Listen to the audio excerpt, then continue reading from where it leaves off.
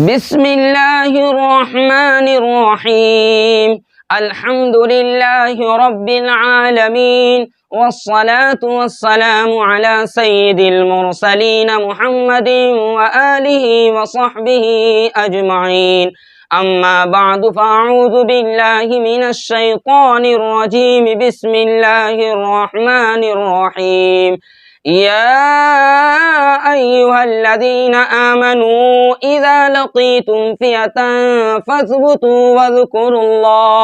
واذكروا الله كثيرا لعلكم تفلحون صدق اللہ العظیم۔ خدا کی اس بندی کی جرأت کو سلام، سرکار دو عالم صلی اللہ علیہ وسلم کی اس بیٹی کی ہمت کو سلام کہ جو کیمپس میں اپنی اسکوٹی پارک کرتی ہے اور صفوں کو چیرتے ہوئے اللہ اکبر کی صدا بلند کرتی ہے اور میڈیا کے سامنے بار بار یہی کہتی ہے کہ جب میں ڈرتی ہوں تو اللہ اکبر کہتی ہوں۔ اس بیٹی کی یہ جرأت خدا کی شیرنی اور خدا کے حبیب رسول اللہ صلی اللہ علیہ وسلم کی چھوٹی بیٹی حضرت فاطمہ الزہرا رضی اللہ تعالی عنہا کی یاد تازہ کرتی ہے۔ بخاری شریف کی روایت ہے کہ نبی کا زمانہ تھا، مکہ کا وہی خانہ کعبہ تھا کہ جہاں لوگ حج اور عمرہ کرنے کے لیے جاتے ہیں۔ نبی خانہ کعبہ کے پاس میں، خانہ کعبہ کے ارد گرد، خانہ کعبہ کے قریب میں نماز پڑھ رہے تھے۔ وہیں پر ابو جہل اور اس کے ساتھی بیٹھے ہوئے تھے۔ ان میں سے ایک نے دوسرے سے کہا کہ کوئی ہے کہ جو قبیلے میں جائے اور قبیلے میں جو اونٹ ذبح ہوا ہے اس اونٹ کی اوجھڑی لے کر کے آئے، اور جب محمد سجدے میں جائے تو اس کے گردن پر وہ اوجھڑی رکھ دے۔ ان میں سے ایک سب سے بڑا بدبخت مجلس سے اٹھتا ہے، قبیلہ پہنچتا ہے، اونٹ ذبح ہوئے اوجھڑی کو لے کر کے آتا ہے۔ جب ہمارے نبی سرکار دو عالم صلی اللہ علیہ وسلم سجدے میں نماز کے اندر اپنے سر کو لے کر کے جاتے ہیں، اس وقت وہ آدمی اس اونٹ کے اوجھڑی کو نبی کے دونوں گردن، نبی کے دونوں کندھے کے بیچ میں گردن کے اوپر رکھ دیتا ہے۔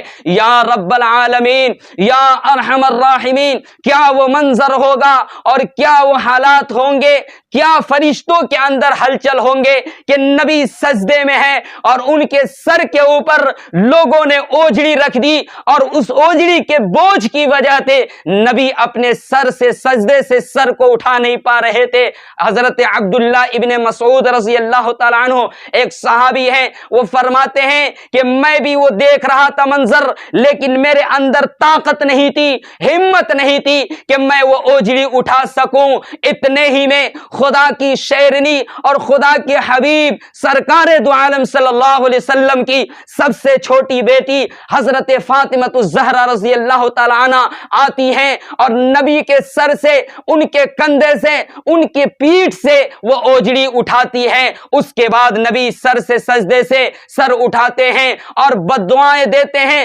روایت میں ہے کہ 3 مرتبہ قریش کو بد دعا دی اور فرمایا کہ اللہ اس قریش کو پکڑ لے، اے اللہ قریش کو پکڑ لے، اے اللہ قریش کو پکڑ لے۔ اور وہاں پر جتنے لوگ موجود تھے سارے لوگوں کا نام لے لے کر کے نبی نے بد دعا دی کہ اے اللہ ابو جہل کو، عتبہ کو، شیبہ کو، ولید کو، امیہ کو، عقبہ کو، اور ایک 107واں آدمی بھی تھا جس کا نام ہمارے نبی نے لیا، لیکن صحابی حضرت عبداللہ ابن مسعود رضی اللہ تعالیٰ عنہ فرماتے ہیں کہ مجھے وہ نام یاد نہیں ہے۔ 7 آدمی کا نام لے کر کے میرے نبی نے بد دعا دی۔ یہ کہتے ہیں صحابی کہ بدر کے میدان میں اس بد دعا کا یہ اثر ہوا کہ سارے لوگ مردہ پڑے ہوئے تھے۔ تو اے لوگوں، یہ حضرت فاطمہ الزہرا رضی اللہ تعالیٰ عنہ سارے لوگوں کے بیچ میں جا کر کے نبی کے گردن سے جس طرح اوجھڑی اٹھائی تھی اسی طریقے سے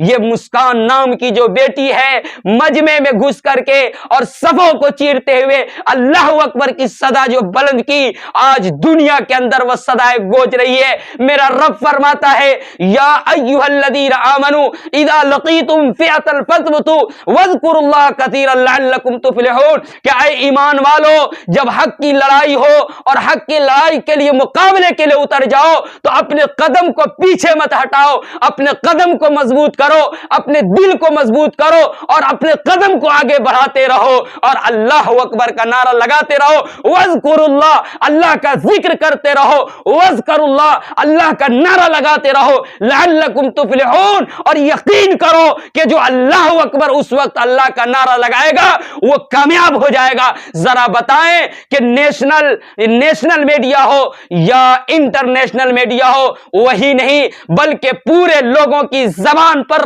مسکان بیٹی کا نام گونج رہا ہے۔ کیوں گونج رہا ہے؟ اس نے قرآن کی اس آیت پر عمل کیا، اس کی تربیت نے مجبور کیا کہ قرآن کی اس آیت پر عمل کرے۔ ایک حدیث میں ہے نبی کریم صلی اللہ علیہ وسلم کی چہیتی بی بی حضرت فاطمہ الزہرا حضرت عائشہ رضی اللہ تعالی عنہ فرماتی ہے کہ ایک مرتبہ میری بہن حضرت اسماء بنت ابی بکر رضی اللہ تعالی عنہ میرے گھر آئیں، نبی کے سامنے آئیں، لیکن بدن کے اوپر جو کپڑے تھے وہ کپڑے باریک تھے، پتلے تھے، تو نبی نے جب دیکھا تو اپنی نگاہ کو پھیر لیا، ان سے چہرے کو موڑ لیا اور نبی نے کیا بات فرمائی کہ اے اسماء بنت ابی بکر، اے اللہ کی بندی، کہ جب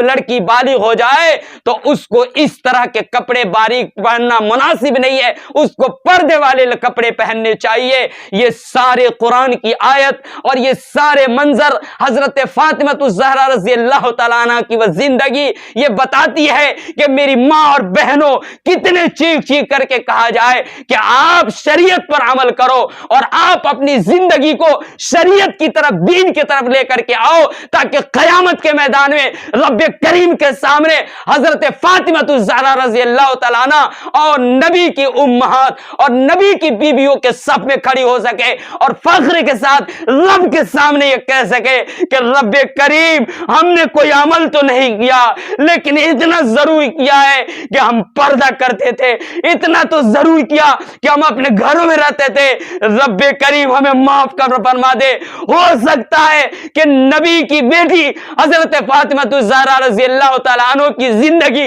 اور نبی کی بیٹیوں کی زندگی پر عمل کرنے کی وجہ سے ہمارا بھی راستہ صاف ہو جائے۔ اللہ تعالی ہم سب کو سمجھنے کی توفیق نصیب فرماوے، اللہ تعالی ہم سب کو صحیح زندگی گزارنے کی توفیق نصیب فرماوے۔ وما علینا الا البلاغ۔